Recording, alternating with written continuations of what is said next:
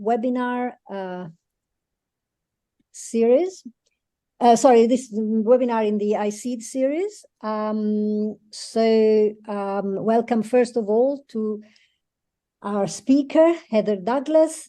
Thank you for accepting our invitation. And as you know, Heather is also a member of our advisory board. So thank you for that as well. We really appreciate your work in that role. Thank you to everybody for being here, ISEEDers and non-ISEEDers. Some other people might be joining, and some already joined to out of interest for the topic we're going to discuss today, and of course out of interest for Heather herself. Let me just quickly remind you, although we all know who Heather is, she's a philosopher of science at Michigan State University in the Department of Philosophy. She's been working for many years on issues that are very interesting for us as a project, besides individually. Issues including values in science, objectivity and evidence in science, scientists' responsibility for science, and generally speaking, lots of issues in the interface between science, democracy, and policy making. And I think more and more, Heather is also interested in issues related to scientific literacy. So the role of citizens and whether and why citizens should actually be interested and should interact with science, which is, of course, central to what we're doing in our project. As we all know, in our project, we're trying to understand what makes for inclusive, knowledge-based participation in decision-making, using as our main model the ways in which citizens engage in science-driven projects, and first of all, in citizen science projects specifically. Okay, so without further ado, I think I'll hand it over to Heather, who is going to talk about engaging publics in science, ontologies, and their implications for epistemic, ethical, and political concerns. Thanks again, Heather. Over to you. Thank you so much, Eleonora, and thank you for leading ISEED so effectively. It's really wonderful that you're doing this project. And thank you for inviting me to speak to you about something that might complicate everyone's lives a little bit in thinking about public engagement. Oh, that is not how to advance slides. This is how to advance slides. Okay, so this is the structure of the talk I'm going to give today. First, I'm going to talk a bit about the challenge of trust in science and the relationship to the values in science literature, the way I see that right now. Then I'll shift to thinking about how public engagement might be a solution to some of those problems and some of the challenges that have arisen in considering public engagement with science as a solution to issues of trust in science. And then I'm going to try to offer a solution to how to think about public engagement with science broadly, parsing the conceptualization of publics to conceptually organize what we should think about when we think about public engagement, and in particular, what kind of public engagement when, which seems to me to be the really difficult issue in structuring public engagement in democratic societies. Okay, so the challenge of trust in science. It's not that bad, it turns out, when you look at the overall data. As this Pew Research, so this is from the Pew Research Center in the US. I'll get to some EU data in a little bit, but this is the data that I know really well. Confidence in the leaders of the scientific community. This was from 2016. This came out. It's pretty stable.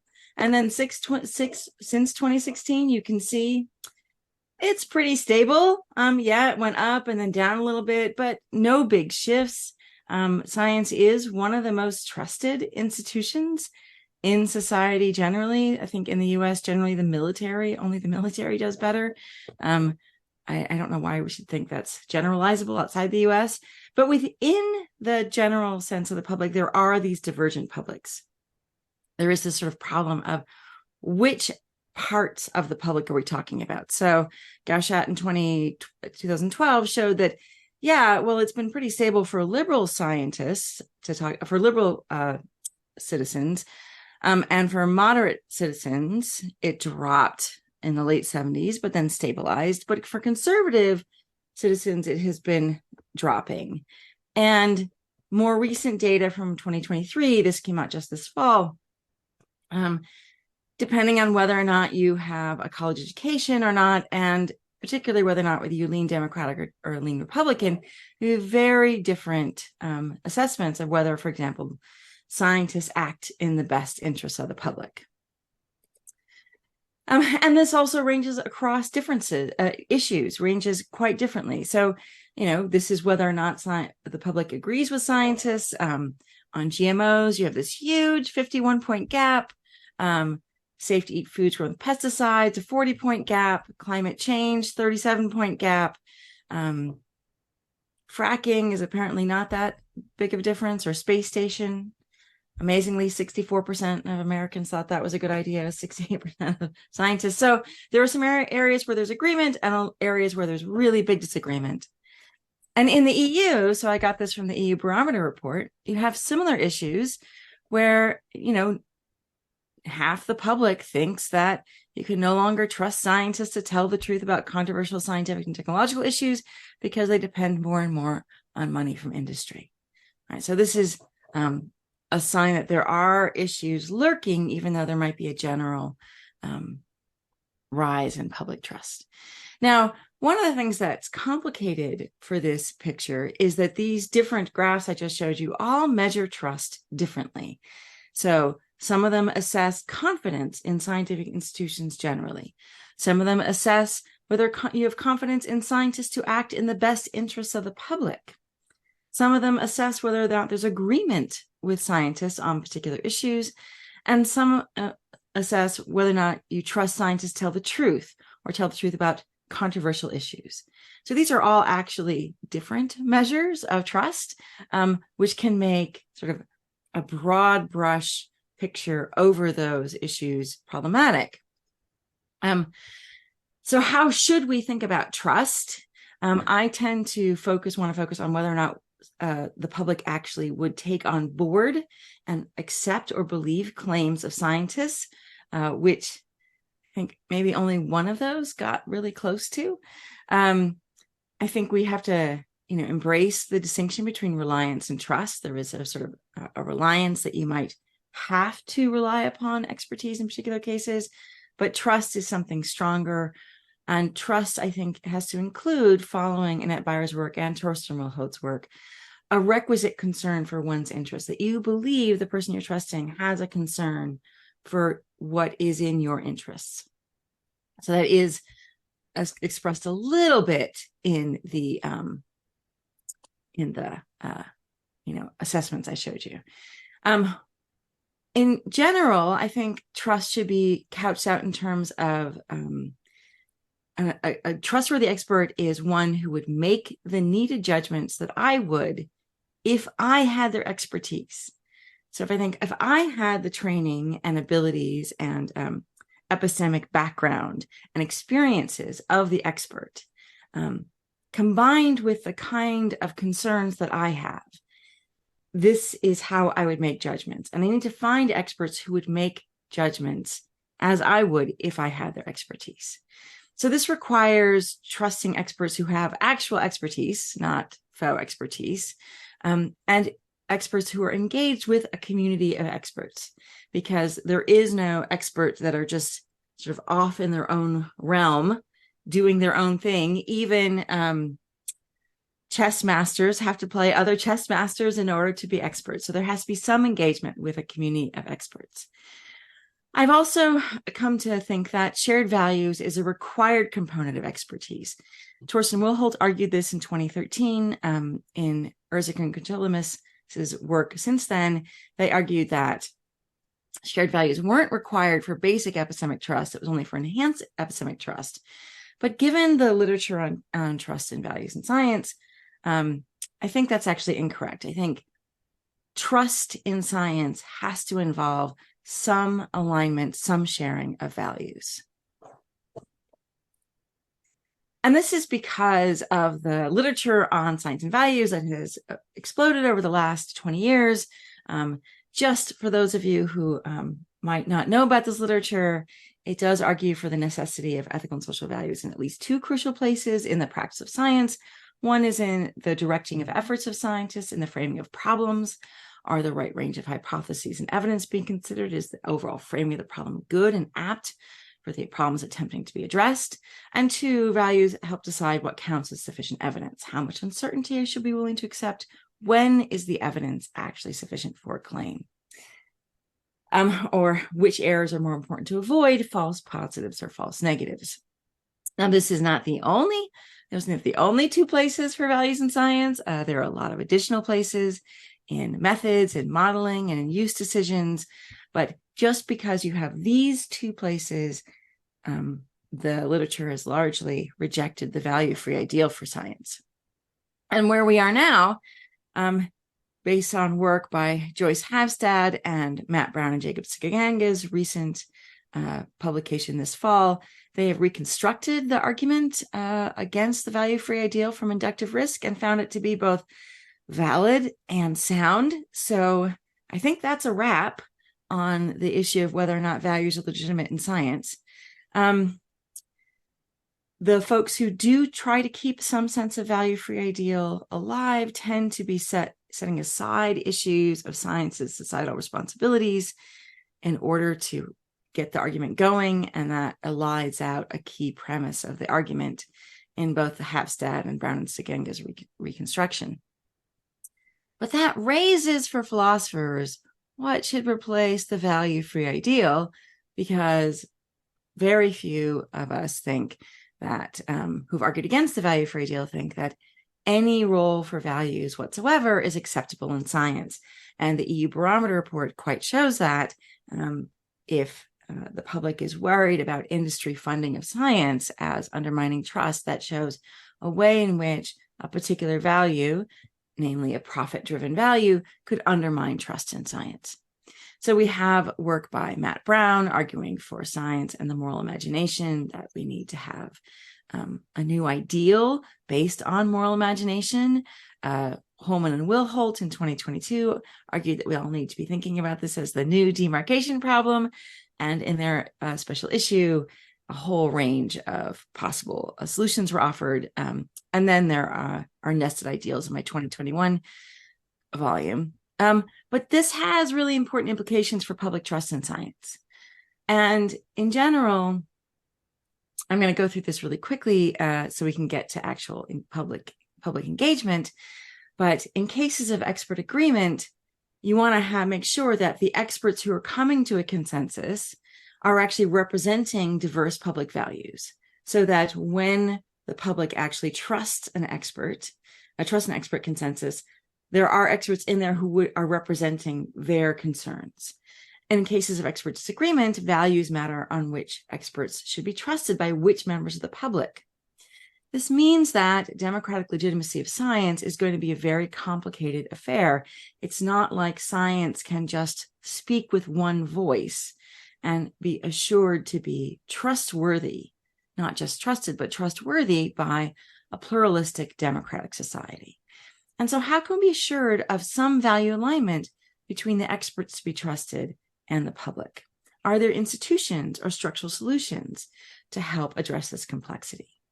One solution, and I don't want to say this is the only solution, I think there are other possible solutions, but one solution is to turn to public engagement.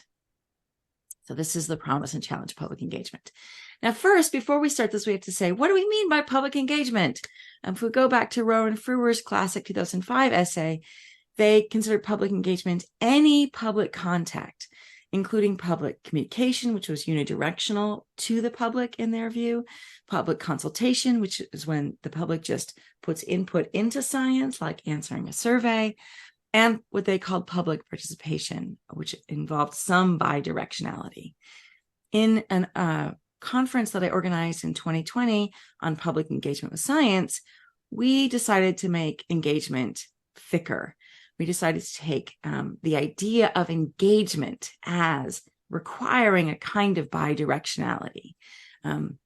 And so there has to be some expert input and some public input required. And that's what I'm going to talk about for the remaining of the talk, when there is some kind of thickness between the expert and the public, some kind of bidirectional interaction. So there's a lot of things that this kind of public engagement might bring. The public could inform science and public policy, partly because the public might know things. There might be epistemic benefits. This is often in terms of the public gathering data or helping the scientists assess data. But they also might have a relevant experience that should inform decision-making and maybe even scientific practices or scientific assessments, as Brian Wynn's case of the sheep grazing studies after Chernobyl emphasized so dramatically. In addition, there is a possibility when you're doing some bidirectional interaction that key value judgments shaping science can be recognized and shared or aligned. And this can be important for ethical reasons, and as I'll talk about, potentially also the democratic legitimacy of a particular project for segments of the public. Now, the problem that we had coming into the 21st century is even when you have sort of this bidirectionality as limiting the scope of what counts as public participation, there are so many kinds of public engagement. Citizen science, which kind are we talking about? Sort of bringing the public in to help scientists assess their data or gather data, or sort of community-based projects where you work with a community. Community-based participatory research is one form of that. Science museum events with material deliberation or deliberation events, interaction between experts and the public in science museums, citizen juries, consensus conferences and mini publics, citizens advisory boards for particular scientific projects, stakeholder processes, indigenous knowledge scientist collaborations. This is, I'm sure, a partial list of the different kinds of public engagement. So there have been attempts to organize this. These is Rowan Frewer's attempts from 2000, where they were focused on public participation in science policy. They tried to develop a framework for evaluation of the efforts, looking at process criteria and acceptance criteria. And you can see all the different kinds of public engagement practices they were looking at along the top of the screen. Okay, this is really complicated. And then, Bucci and Narasini in 2009 said this isn't really good enough because this is sort of only sponsored focus. What about the spontaneous aspects of things? What about citizens just coming together in social movements? We need to include them in an overall map of public participation in science. And then Moore, Rahman, and Gibbs were trying to answer which publics when, and they ended up with this complicated topology of civil society publics, campaigning publics, diffuse publics, and latent publics that are involved sometimes in these efforts. By the time Strogel and Kolick wrote their 2019, The Many Faces of Public Participation, sort of a starting point that, wow, this is really complicated. And they tried to organize it along a normative, epistemic, and reach axes to try to conceptually organize all the different ways in which the public might participate in science. But what are these maps actually for? Since the 2009 efforts, they've been primarily attempting to provide descriptive organization. Sort of how might we place these different practices across different areas of effort? But this kind of organization isn't that helpful for answering which practices when, which seems to me to be the really important question. If we're going to institutionalize public engagement practices, we have to know which ones to use when. So what I'm going to do today in the remaining time is try to parse publics. Which publics should we be thinking about to organize public engagement effort? I'm going to end up with a different answer than the Moore, Rahman, and Gibbs effort from 2013. And I used this to organize the public engagement with science conference that I did in 2020. So what we did was try to think about which conception of the public we actually were thinking about. We're thinking about volunteers, demographically representative samples, stakeholders, or communities. I'm going to go through these 4 and talk about the distinctive strengths and limitations. This is in some ways a presage by Archon Feng's 2006 work on this work, but depressingly, I didn't know about that work before I ran the conference. And so I didn't get to use his work. I just kind of rediscovered some of the conceptual work he did. And I'm hoping to persuade you that this helps answer which approach when and for what purposes in ways that might be constructive going forward. Okay, so volunteers. These are the folks who, when you have any kind of open call and you ask people to come, whoever can come, whoever's interested and has the time can come. These are the easiest to recruit because you can use open calls and just see who shows up. So anytime you have a public forum, GMO Nation were volunteers because they just came to town hall meetings.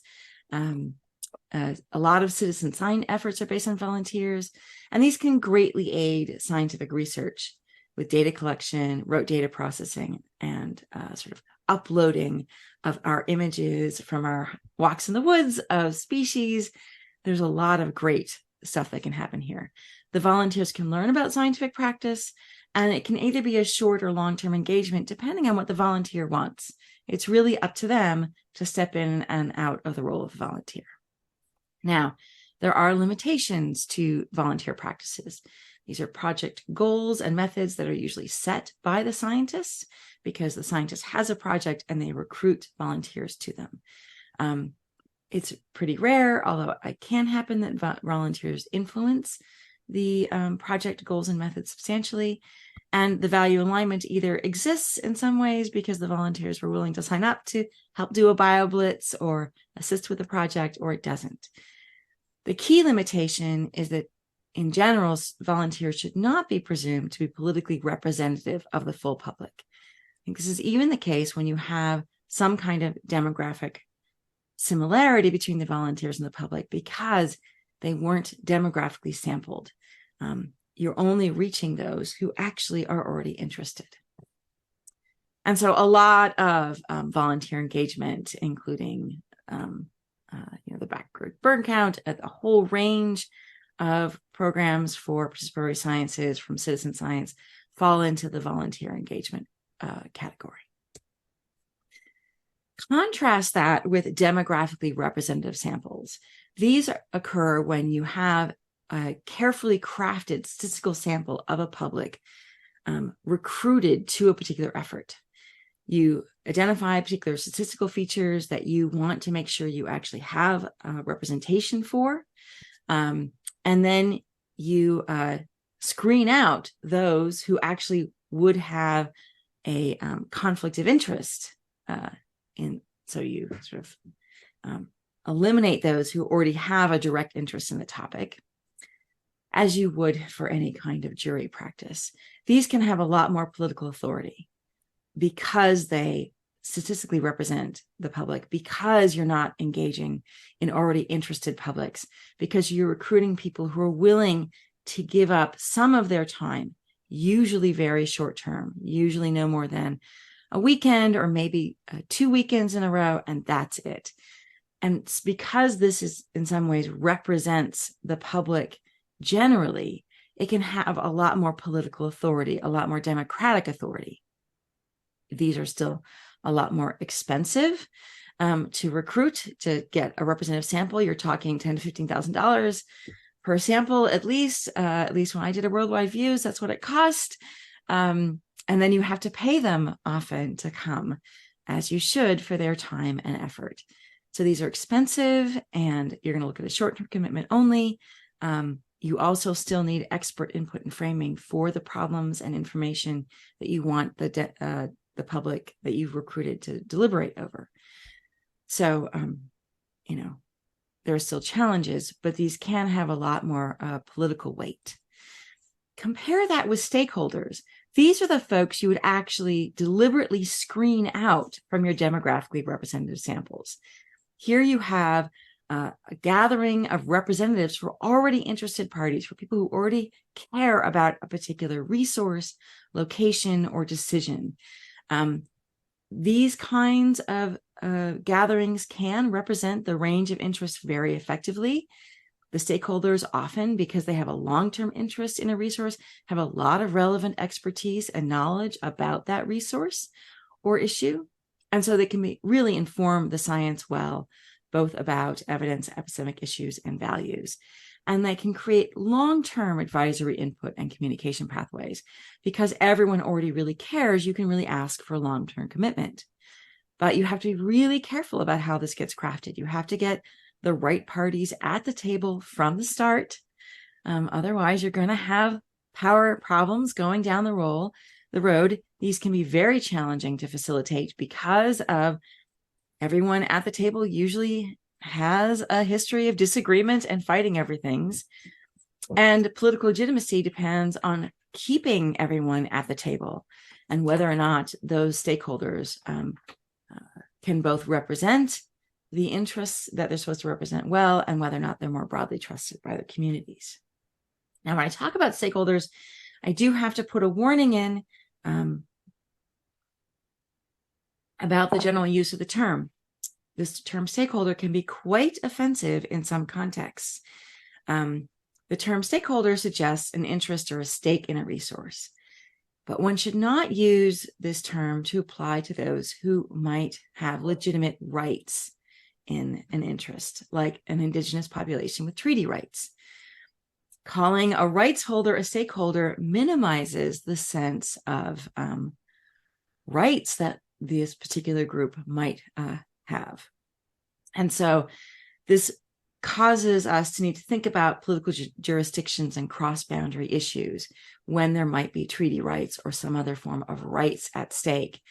Then talking about this kind of public as a stakeholder group can be really offensive. And so we have to sort of caution against against using the term. Unfortunately, I don't know a general term for this kind of thing that avoids this problem. So maybe some of you have a good suggestion. And then finally, we have communities.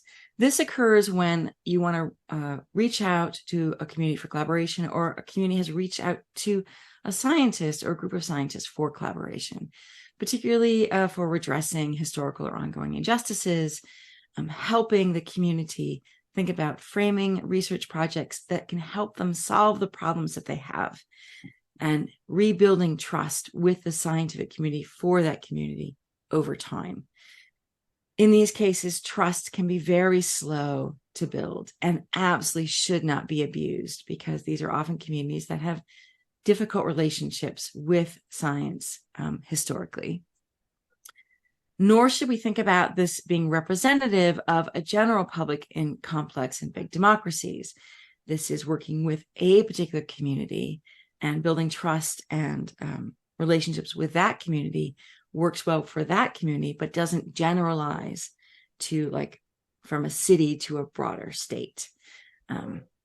In addition, you might not actually have all the stakeholders at play with a community-based participatory research, because there are some stakeholders, for example, local industry, that might be important to screen out from the collaboration. Okay, so let me talk briefly about the different strengths and challenges for these kinds of publics.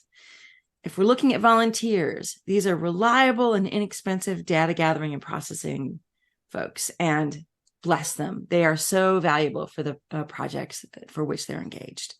And that is an invaluable resource for scientists. For demographic samples, they're going to bring diverse background experiences and assessment to the assessment of a complex issue, but they're not going to be bringing any specific expertise on the issue, because those are exactly the folks who are going to be excluded from the deliberative exercise for conflict of interest reasons. So lots of good background experience might be represented, but no specific knowledge. It's the stakeholders who are going to be bringing case-specific knowledge and experience to any particular project. And so that's really valuable for scientists. And communities are going to be bringing local knowledge and knowledge of their local needs to a project. So there are lots of different epistemic strengths notice how, depending on which kind of public you engage with, you can expect different kinds of epistemic strengths. There are going to be different ethical issues, and across all of them, you want to treat publics with respect and give credit where credit is due. Very important. But with volunteers, you want to produce a worthwhile volunteer experience, make sure people feel welcome and minimally safe in the practice of volunteering. With demographic samples, it's a more limited experience. You want it to be a good experience, definitely non-coercive. You're going to pay them for their time, so it might not be as much fun as the volunteer experience. You don't have to worry about that, but definitely a non-coercive and generally safe experience as well, although not for one's ideas, only for one's, mental and physical well-being. And then with stakeholders, the ethical issues are always involved in facilitation and rebalancing the power in the room. With stakeholders, you would likely have government officials, large industry officials, smaller community groups, maybe indigenous populations. Big power imbalances exist among those groups, and they have to be leveled in the room for it to work effectively and for ethical needs to be met among the participants. And then with communities, the process of the challenges of building and preserving trust present a lot of ethical challenges for scientists, especially academic scientists who have the pressure of institutions, often working against those sorts of things. I can talk more about that in the Q&A if you want. And then finally, political challenges. It is really important to recognize that volunteers are not going to be representative of the general public because you're getting those who are already interested. With the demographic samples, you have to be sampling across the right sort of demographic variables to get the sample right. And you have to get the framing of the issues right so that you gain democratic legitimacy. And then with stakeholders, again, you have to get the right set at the start and keep them at the table working together. And then finally, with communities, you have to maintain healthy and genuinely supportive relationship with the community. So again, distinct challenges facing political issues arise for each of the kinds of publics. Okay, good. We'll have lots of time to talk. So what I presented here today should, I hope, make clear that we should not elide the differences, the epistemic, ethical, and political, all three, among these different forms of public engagement. These are different publics to engage, and keeping in mind the epistemic strengths and weaknesses, the ethical challenges, and what can be brought politically, and the political challenges, but also what provides political legitimacy and what does not, and what kind of political legitimacy can answer the question of which kind of public engagement when. If you want democratic legitimacy, volunteer engagement isn't going to do it. You're going to need democratic representative samples or stakeholder engagement, maybe both, for like the entirety of the democratic system. If you want political legitimacy with a community, do community work with that community. So that's one thing. So researchers should know what they're trying to accomplish with public engagement, and thus which conception of the public they want to use, because the different conceptions of the public are normatively different. So, and then finally, if you decide you actually want to move from one to the other, you have to address what needs to be reworked in the transition. So for example, if you're moving from volunteers to stakeholders, perhaps you have volunteers who actually show long-term interest, and you're thinking of creating a stakeholder advisory committee for a volunteer public engagement practice or for a research project in general, you might need to do a more comprehensive searching for those with stakes or even with rights in order to get the democratic legitimacy needed, the political legitimacy needed for stakeholder engagement. Thank you very much. I'm going to, if you please share like questions and comments. I hope this hasn't made your lives too complicated. Thank you. But we like complicated. Okay. Okay, well, thank you very much. I mean, this was very interesting and very important for us, and then very, very central for what we are discussing.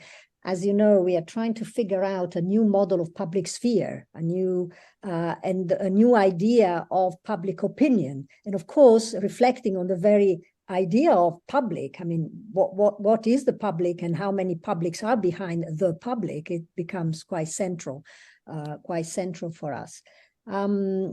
You know, I'm sure there will be lots of questions for you. Let me just ask you something, you know, that you mentioned right at the end. You said, you know, of course, I mean, there is a typology of publics, there are different types of publics, and the researchers should pick the type of public that it's, you know, more useful and more appropriate for the task at hand. There can be a transition from one public to another, but I was just wondering whether you envisage also the possibility of coexistence of different publics vis-a-vis the same issue, because in that way, you know, you would have a plurality of views, a plurality of approaches vis-a-vis that very issue, and you know, presumably you get a more complete answer in the end, or a more complete solution at the end. I was wondering what you know, whether you have a view about this. I'm sure you have. Yeah, if a particular scientific research project can handle more than one conception of the public for public engagement at the same time, that is fantastic. There is no sort of like, oh, you can only do one at a time. None of that. It's really hard, right? Like just doing one is really hard. So I was like, okay, let's start with which one you want and what you can gain from it. But you could have a project that has volunteers involved in data collection and processing that also recruits a stakeholder advisory oversight committee. Notice that you're going to need to think about, well, who are the stakeholders or rights holders necessarily, depending on the issue you're looking at. That is going to be a very different kind of engagement that's usually involved, you know, like regular meetings of a stakeholder group, working through issues of the framing of the research, the methodologies of the research. That ends up being far more influential on the actual scientific practice than a volunteer situation. There could be a particular community that this project wants to work with. Well, the stakeholder group might provide like a couple of contact points into that community, but then working with a community would be a very different thing than either like the open call for volunteers or the stakeholder, because you have to work within the structure of that community. You have to think about who actually represents the community, who is willing to work with you, very often you have to find out what the power structures are within the community, who are the trusted leaders of the community, and work with them. Trust is everyone I've talked to who does this work, it takes a long time to build those relationships of trust, years usually. And very often there's skepticism at first, and then it slowly builds. And you could also do a demographically representative sample deliberation. You know, maybe at the end of it, like, would you find these results reliable? How should these be results used for policy? Or what are the key issues that frame this going into it? That could be a short-term engagement thing using a statistically representative sample. But like, then you have to recruit the public differently each time because it's a different kind of public. If anyone has the energy to do all four, fantastic. There's sort of nothing conceptually inherently forbidding that or like preventing that. It's just a matter of pragmatics at that point in time. Yeah. Difficult. Can I raise a question? Yes, George. Hello. Well, two questions. No, a question and an observation. Maybe we should all say who we are, because Heather doesn't know us all. Okay, I'm George Gaskell. I'm emeritus professor at the London School of Economics. I spent time at MFU with your late colleague Larry Bush, who was a pleasure to work with. So my question is, do you distinguish between trust and confidence? And secondly, if my notes are correct, you said, trust, if I had the background of the expert, would I make the same judgment? But if I go to a doctor, I have a problem. I don't ask myself, when the doctor says, take a paracetamol, I don't ask myself, well, if I'd done 10 years training, I'd have come up with that suggestion of the paracetamol. I mean, you know, are there some experts that we just take for granted? They're expert and we take their advice, we accept what they recommend without question. Yeah, well, okay, so absolutely, there are some experts based on the fact that they give us the success that we want. So if you go to the doctor and this doctor, when they prescribe something, it fixes things for you or makes it better for you along the metrics that matter for you, they are a doctor worth trusting. However, you do have to have a doctor who is aligned with what you care about. So I gave a talk last year. I used a very personal example. They have this procedure when you're pregnant called cryonic villus sampling in the first trimester to like check for genetic diseases. They also have a blood test. The blood test poses no risk to the embryo because, you know, it's your blood. And my doctor took the blood test and the risks for my kid dropped by like an order of magnitude. And I was like, great, never mind. I don't want to do CVS. CVS has a 1/100 chance of miscarriage. And what wasn't a risk worth taking. And my doctor at that time couldn't understand why I wasn't willing to do the procedure. And I realized that this wasn't a doctor that I could work with in pregnancy because we had very different values about what was worth testing for and what was not worth testing for, and what kind of risks were acceptable and what were not acceptable risks. So if you have a misalignment with your doctor over what counts as an acceptable risk and not an acceptable risk, it does matter. It matters a great deal of whether or not you should trust their advice. Now, you know, like you go to a doctor for, I don't know, a bacterial lung infection and they give you a Z-Pak and it clears it up. Great. But there are lots of other issues where it's not so clear, and you need to have value alignment to have actual trust in their judgment, that their judgment is good for you, even in the doctor's office.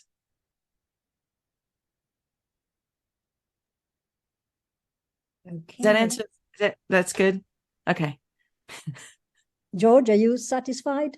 Yes, but trust and confidence, do you distinguish between the two?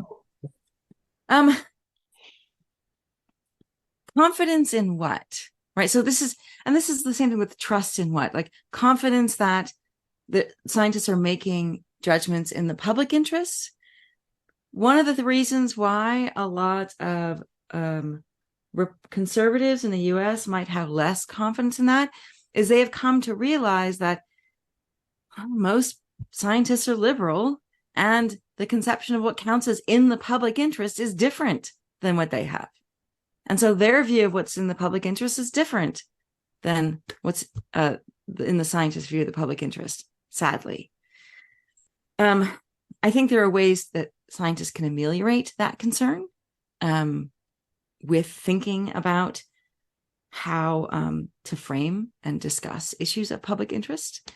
But that is an issue. And then confidence, you know, like confidence that someone's telling the truth as they see it. Confidence that someone is doing their research with integrity. Confidence that someone is pursuing issues that are actually meaningful. There's like a lot of going on there.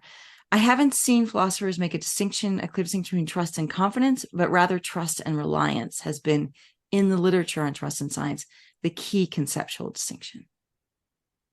Whereas reliance, I don't have to trust the classic example is that I might have an informant in the mafia, and I want to use them to feed bad information to the criminal organization. I don't have to trust them. In fact, I'm going to rely on them to be a snitch. And so I feed them information that goes into the criminal organization.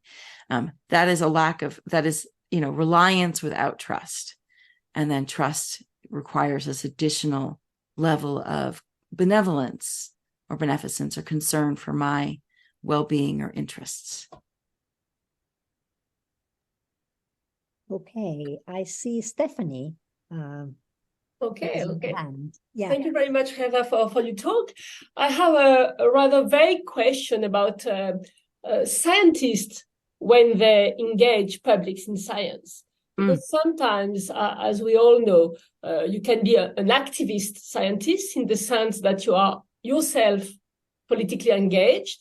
Mm-hmm. And so if you engage with public as stakeholders, for instance, you're very likely to do it in the way that you will share a political agenda or values or something like that. So in that case, is engaging public a way to reinforce to your own political agenda? And is that problematic in relation to trust issues? And so I just want to know your position on this particular kind of doing science, which is more and more important, I think, activist research and all that. Yeah.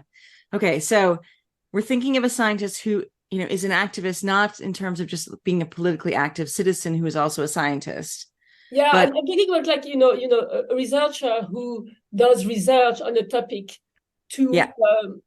because he has or she has a line of action to defend, because he or she has, because you work on biodiversity, usually it's to defend biodiversity. Yes. So you do have a political agenda, and the topic research is helping you. Yeah. Yeah.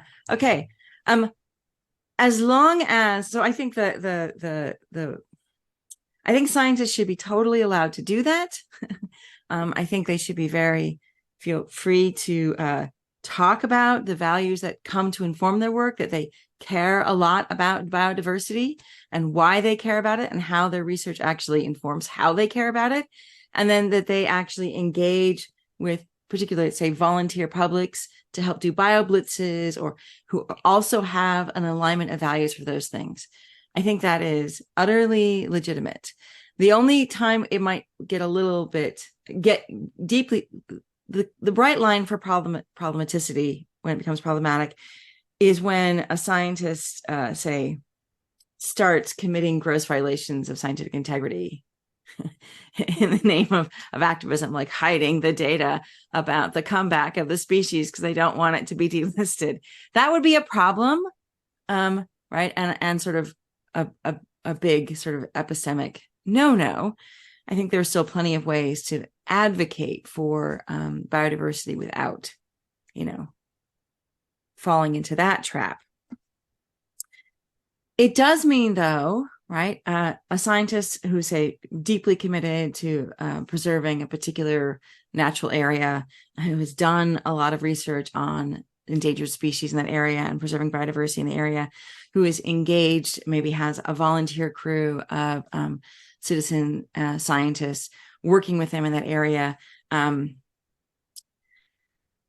They are not, and this is hard for that scientist, if there are members of the public who disagree with those value commitments, right? Who think like, no, actually, we need economic development. We need to, cut down part of that forest and build,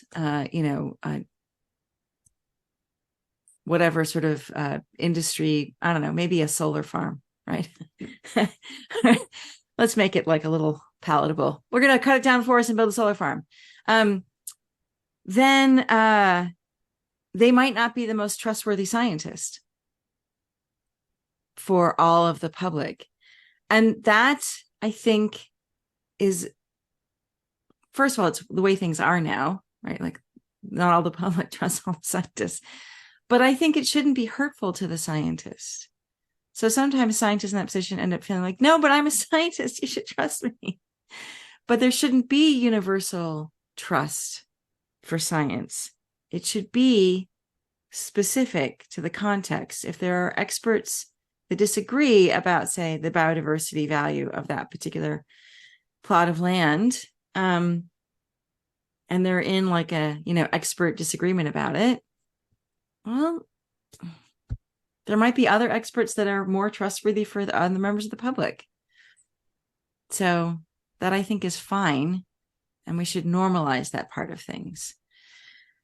I don't like expert facades, though. People who pretend to be experts and aren't actually engaged in the debates and changing, doing the proper critique, uptake things that experts do. So that's always a problem in these sort of very politically charged situations. You end up with the expert facades.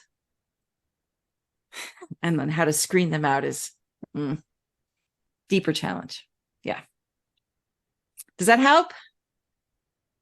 Okay. May I actually take this issue a little further, reflecting on it a little bit longer? Well, you said the researchers choose the public, the type of public. But should we really allow, in inverted commas, allow this? And are we happy with this? Because we might find ourselves in a situation in which, before accepting this, we must have already have developed a kind of trust in the researchers themselves, because it might, you might just be in a situation in which the researcher said, oh, I prefer to pick that kind of public. Let's go for volunteers. They are the least problematic. I prefer to work with them than having to scratch my head with stakeholders who will come in with lots of demands, et cetera, et cetera. So let's leave the stakeholders out. Should we actually?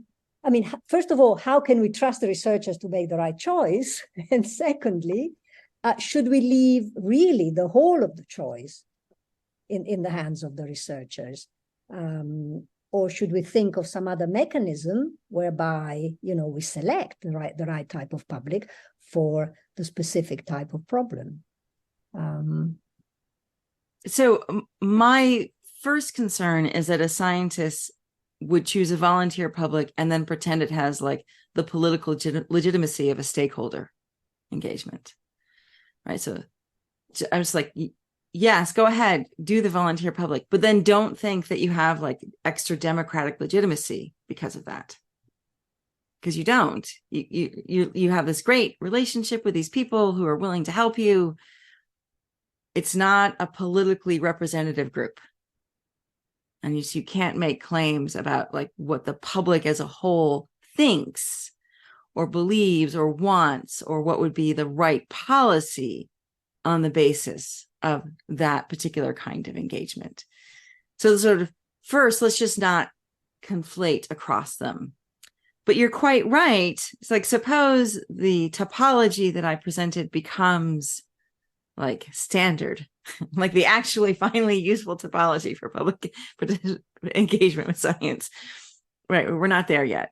But suppose it becomes standard, then you might have a situation where a scientist, writes a grant proposal and is like, I want to do a public engagement thing, and I want to have, my goal is to actually assist a particular community. And I'm going to use this, SciStarter, volunteer participatory, volunteer engagement. And the proposal review should be like, no. You need to be using community-based participatory research or participatory action research. You got the wrong kind of public conceptualized in your grant proposal. So then it becomes tied to the researcher goals. I actually think there needs to be very sort of big changes in how we fund science, so that the kind of very difficult work of stakeholder engagement, of community engagement, that those become better supported. They're really, it's a lot of hard work. You're absolutely right. Those are long-term, trust building, hard to facilitate. So the paper that I put in the slide by Laura Olabisi and her collaborators is about a participatory modeling project on food systems in Flint, Michigan. And that paper is just about the challenges of how difficult it can be to build trust and build these relationships over time. That needs better grant support from our funding agencies, right? That kind of work, because it is long-term, challenging, almost impossible to pursue before tenure, because it takes too long to get publications out the door, and too risky. So, I mean, there's a lot of structural impediments in academia to doing this kind of work, and knocking those down would be good, because we should be doing, ideally, those are really valuable, and we just aren't quite valuing them in the way that we should be. But I don't want to make a scientist do that kind of project if they don't want to, because that would be a disaster.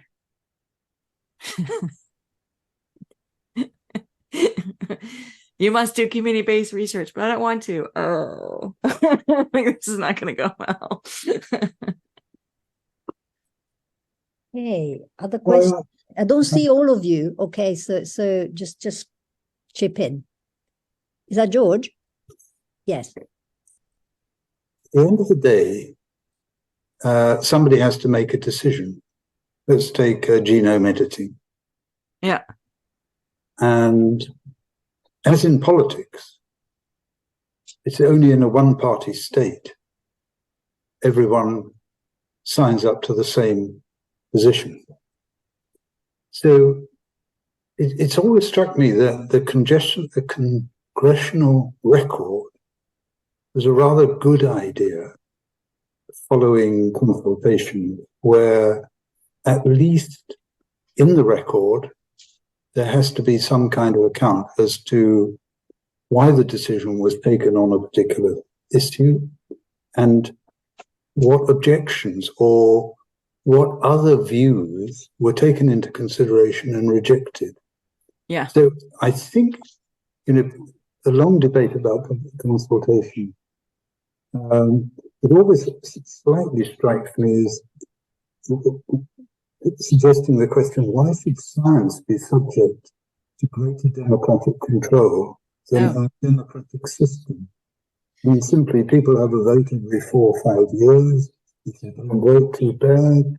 Unfortunately, our democratic system has influence of stakeholders and other problems like revolving doors and so forth. But on the whole, most people think it works reasonably well and can't think of a better way of doing it, apart from Donald Trump, of course. But I do worry sometimes that this idea of democratizing science is suggesting that science should have some kind of privileged position over and above the democratic systems that we are used to. And I wonder what's the rationale of that? Question after my own heart. So part of this is because of the conception of science that came out of World War II. So I have a paper under review on this issue right now. So the coming out of World War II, in the debates between the Bernalists, science for societal interests versus academic freedom, pure freedom for all scientists pursuing basic research, no responsibility, Percy Bridgman, and Michael Polanyi and those folks. Polanyi and Bridgman and those folks won. And the idea of basic science being value-free and pure got institutionalized, that, there was not supposed to be any concern for public interest, that scientists weren't responsible for the impact of their work on society. That was someone else's job. You can see this in Don Price's The Scientific Estate. He says exactly this thing in the 1950s. And the ideal science advisor is someone who's independent and only concerned with truth. And the truth is scientific. And so it's coming from outside of all of society. That is the idea that the old social contract for science has gone completely undone in the last 20 years. The idea that scientists are not responsible for the impact of work on society has been completely rejected. sort of idea that there's a clear distinction between basic and applied science has gotten totally muddled, and no one actually knows what that distinction is. I mean, if you're trying to understand the climate mechanisms, is that basic or applied science? Who knows? Who knows, right? Like, it's just utterly unclear. And so now, if values are a legitimate part of scientific practice, and yet science is this really important structural input into decision making. In the US, it's less the congressional record and more the Federal Register, where all the stuff happens. That's where the announcements for new regulations, because almost everything is at the regulatory level. So it's not an elected official. It happens in the bureaucracies, and the regulatory levels are not usually voted upon. And the Administrative Procedures Act of 1947 requires public comment on those and interaction. But all of those sort of mechanisms were built around this idea of the independent science advisor and independent science advice being put into the policymaking process. So if values are in science and the values are pluralistic, right? So you can't just say, I mean, there's some values that everyone agrees on. Some things are outside the sphere of democratic legitimacy. But a lot of our contentious science and technology issues involve conflicts over values that are, legitimately contested within the society. There are at least substantial parts of the population that that care about different things than other substantial parts of the population. So then, how should this work? And public participation has become one answer. I don't think it is the answer. I don't think it is always the thing to do. There are lots of cases where, in fact, you can't, like cases where it's confidential, everything's confidential, and you cannot do public participation, or there might be sort of decisions about research agendas that have that come up that don't have any public possibility for input. But in the policymaking process, it would probably be good whenever there are really contentious scientific and technical issues to run citizen jury processes, to get a demographically representative sample of the public, sit them down with issues, have them deliberate with expert input over a day or two, and produce a report on sort of what might the public, if they were informed, think, right? Because that's what these sorts of exercises produce. What might the public, if it was actually informed about the issue, think, as opposed to like what they think when they get a survey popping up on their phone and they have no idea what it's about, or only the vaguest idea of what it's about. And then that wouldn't your office of, which was disbanded, the Office of Technology Assessment, wouldn't they have done just that? No. They do demographically representative samples of the public.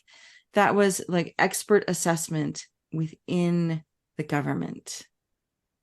I don't think they did public engagement practices. Partly because, through the 1980s, you still have this general view of technocracy, right? That the experts provide one input and the public provides another input, and then we'll mush the two together in the democratic process somehow. But if values are important in guiding scientific practice and decision making, it's not these two separate streams, and the interweaving needs to happen earlier. And so, how to make that happen in a way that doesn't just, totally muck up the ability of decision makers to make decisions, or the ability of scientists to do science and craft advice, right? Like, should the National Academy of Sciences or the Science Advice for Policy European academies do demographically representative sample citizen juries on particular policy issues? Probably, right? And it's advice. It's another form of advice, as opposed to, a jury that actually makes a decision. because the decision making is still sort of embedded in these hopefully democratically accountable procedures, right? I could see maybe someday people decide, no, actually, let's have a jury decide, a citizen jury decide that issue, rather than an appointed policymaker who's somehow accountable to an elected official, which is sort of the way it happens now. I don't think we're there yet. Thank you. More questions? If I may, Roberto. Yeah, I teach philosophy of science at the University of Pisa, so I read all your stuff, so I was very, very curious about your talk. And I've just a small question to begin with, is the idea you draw a distinction between reliance and trust, okay? And then you said that in order to have trust, there should be some sort of alignment in values. Mm-hmm. It is a purely descriptive stance, in the sense, but maybe I'm a drunk or I'm addicted to fentanyl, so I love fentanyl, so I go to the doctor and he says, well, but we have different values, so I pick the doctor that maybe is wrong, is not the best for me. So I see your distinction. I think it's quite useful from a descriptive point of view, if we want to ensure that citizens trust in scientists, that we should go that way. But is it possible to derive some sort of normative stance from that? That was my question about the right values in this sense. So that was my question. Yeah, I mean, in the case of the drug addict, what are the values of the drug addict? If the drug addict really just wants to stay addicted to drugs and inject drugs safely, well, then they probably need a doctor who is sympathetic to things like public injection centers and places where you can be monitored for overdose. And that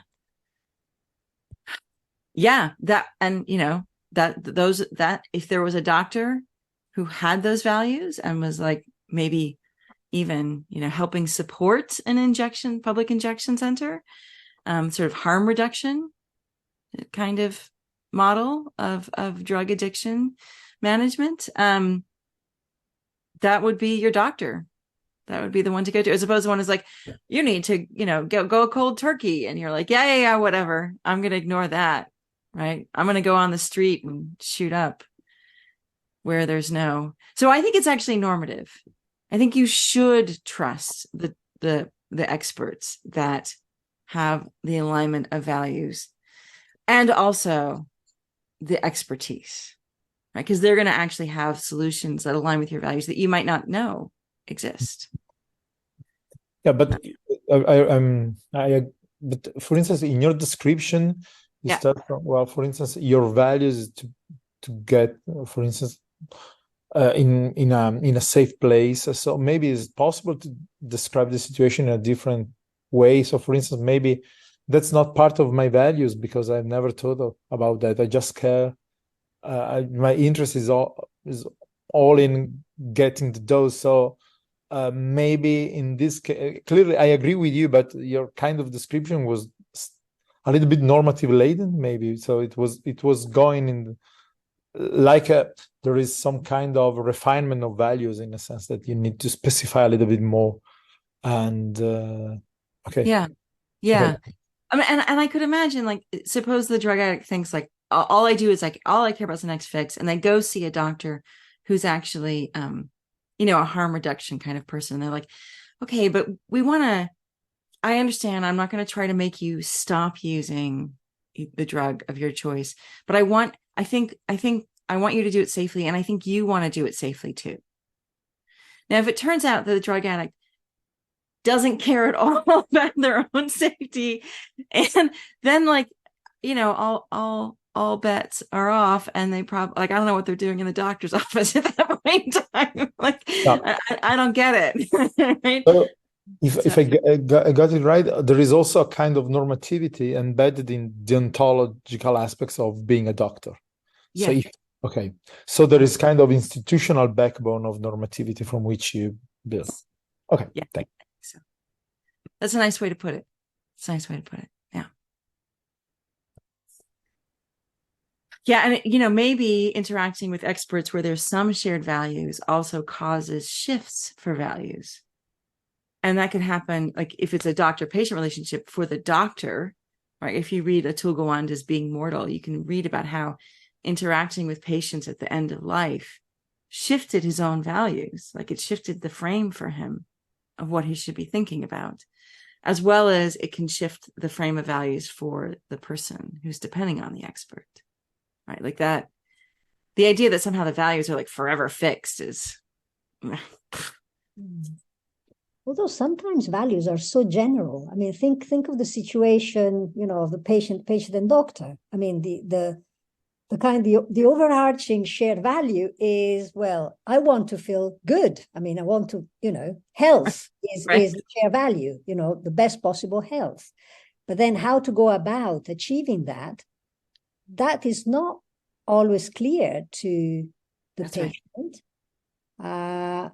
And that's why I suppose issues of trust come in. I mean, you just go to the doctor that you trust would do that to the best of his or her abilities.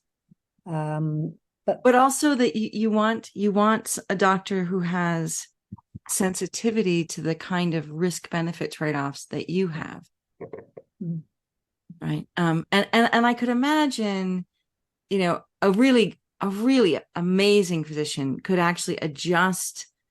Like they're so good in their expertise that they actually can take patient A who's got this particular risk benefit concerns, and patient B who's got this risk benefit concerns, and patient C, and they're all different, and they tailor their advice to each one depending on the patient's particular concerns.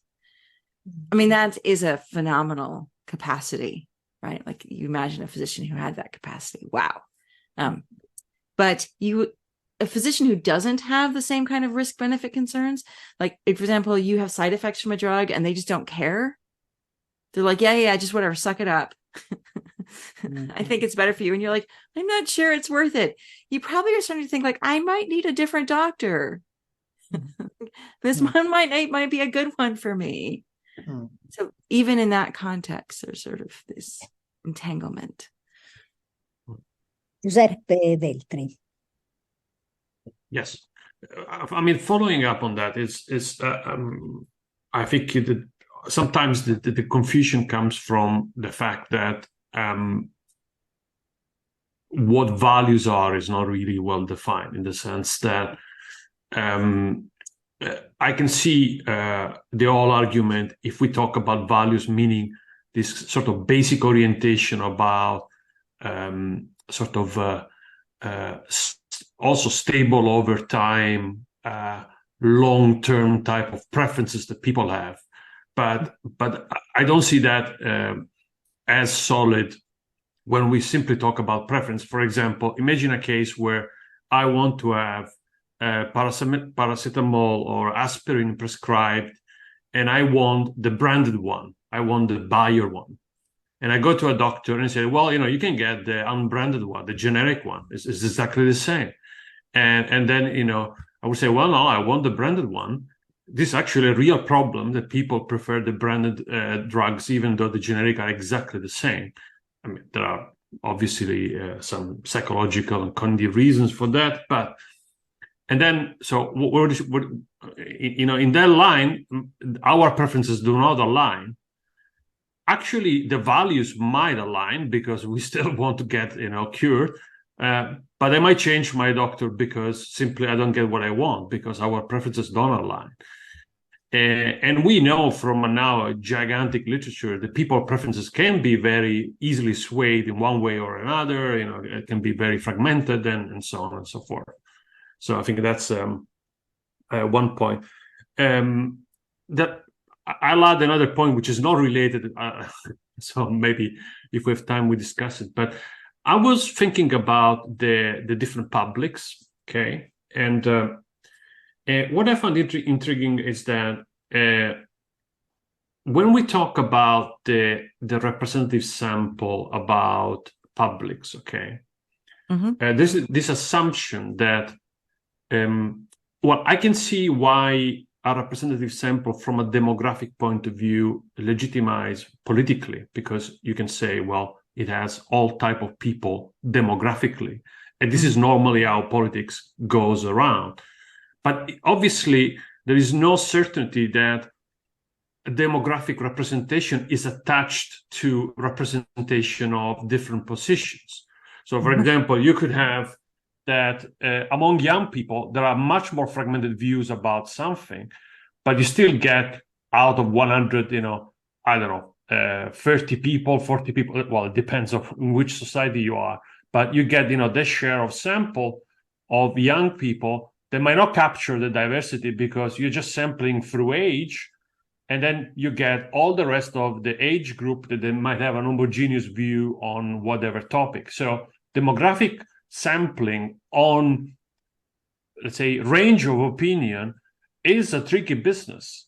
And it just because it's easier to do it demographically doesn't mean that's the way. In fact, nowadays, in a kind of more empirical social research, people don't do that. I mean, they don't do it only with demographic variables. That would be, obviously it depends on what you're doing, but that's normally not the only way how you do it.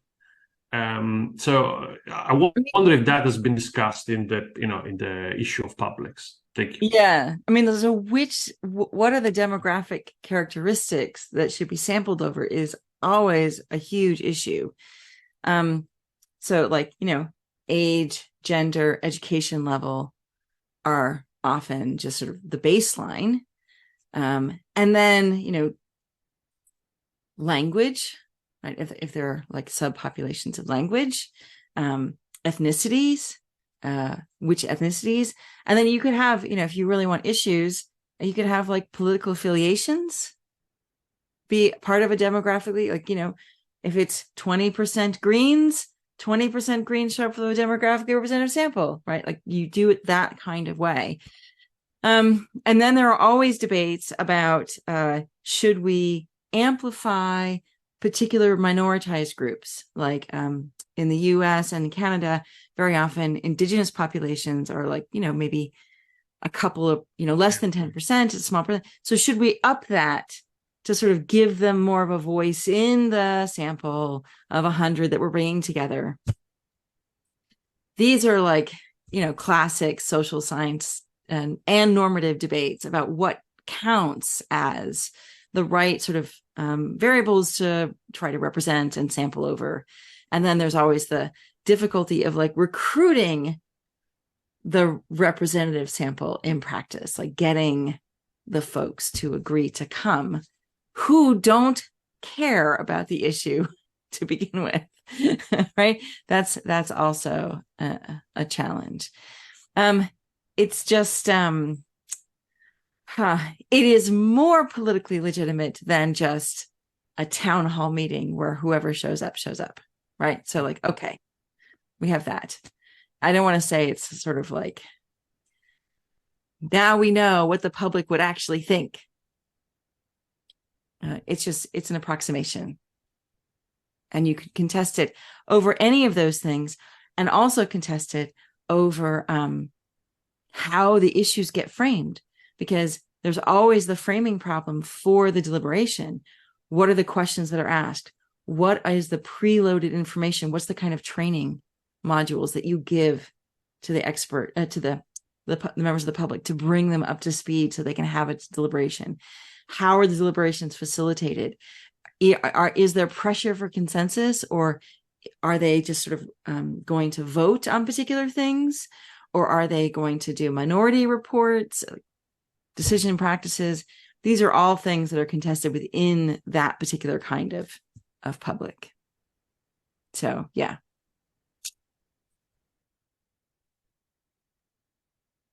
We still have a few minutes, and I was just wondering whether the people in our project who are here today doing citizen science, public engagement, etc., have any questions for Heather, or whether they want to make any comment about what has been discussed so far. Is that Magda? I see Magda. Yeah. I'm just turning on. Thank you, Heather, for a great presentation, and I enjoy all the conversation so far.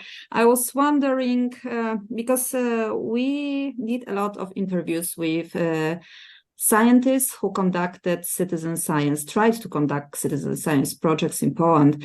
And what we found out is what you said, that actually finding out people and forming collaboration with them, these participants, citizens participants, is the most difficult challenge for them. And in your work, did you thought about some agencies or NGOs who could facilitate such collaboration between scientists who are often not the experts in collaborating with people, finding them and managing very difficult process, because sometimes the engagement of citizens is very long-term engagement.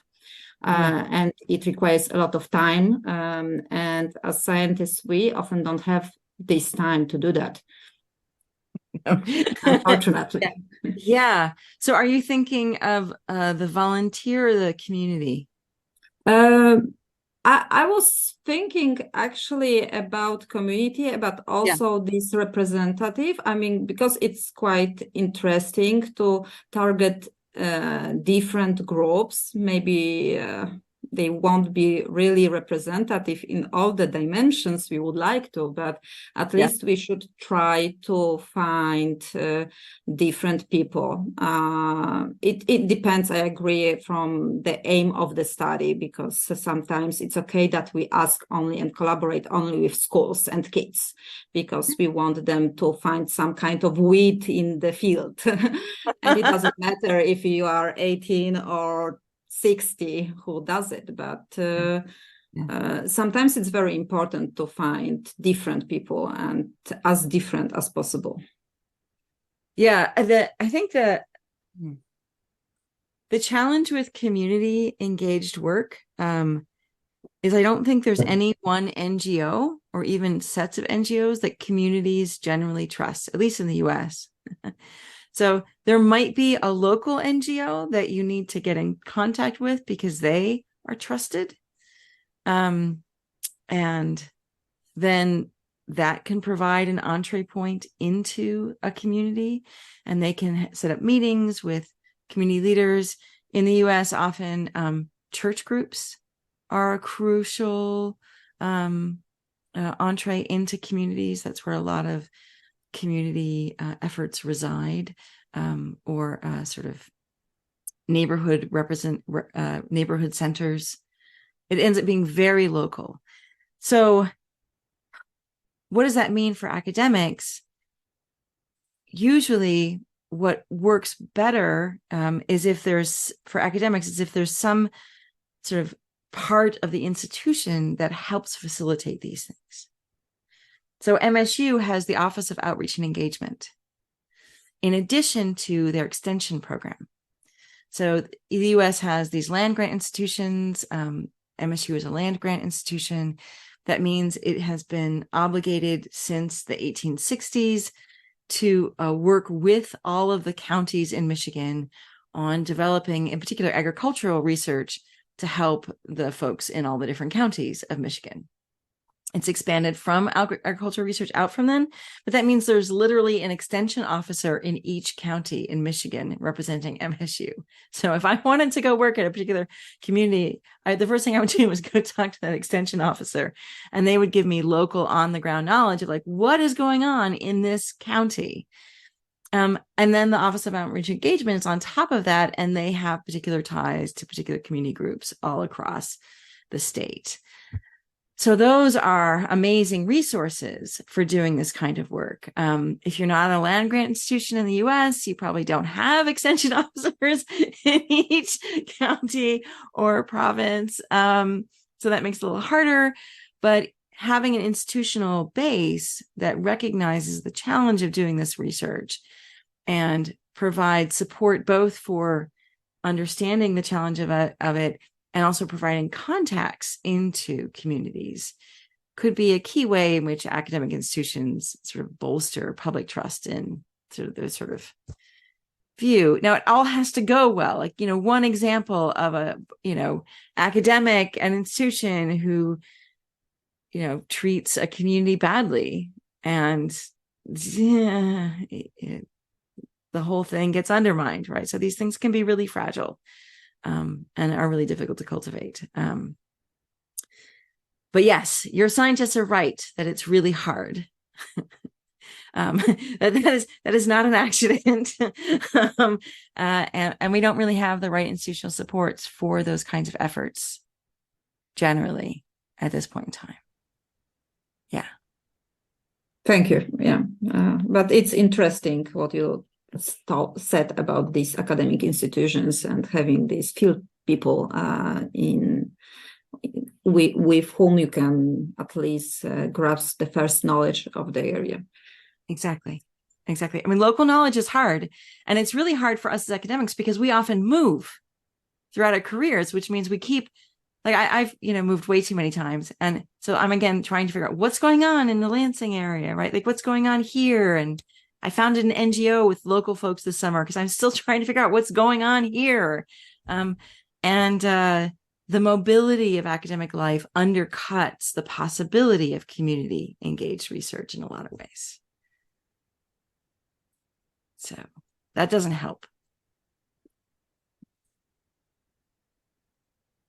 Right. And on these notes, I think we should bring this discussion to an end, unfortunately, because we could have carried on and discussed. I mean, these are really interesting, timely, and important issues, I think.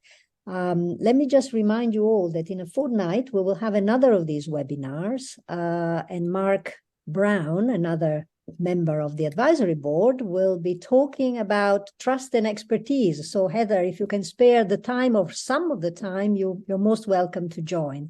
I'm sure it will be another excellent discussion like the one that we had today. So let me just, thank you very, very much for being with us today and being so generous with your answers. And we'll be in touch for sure. Thank you so much. It was a lot of fun.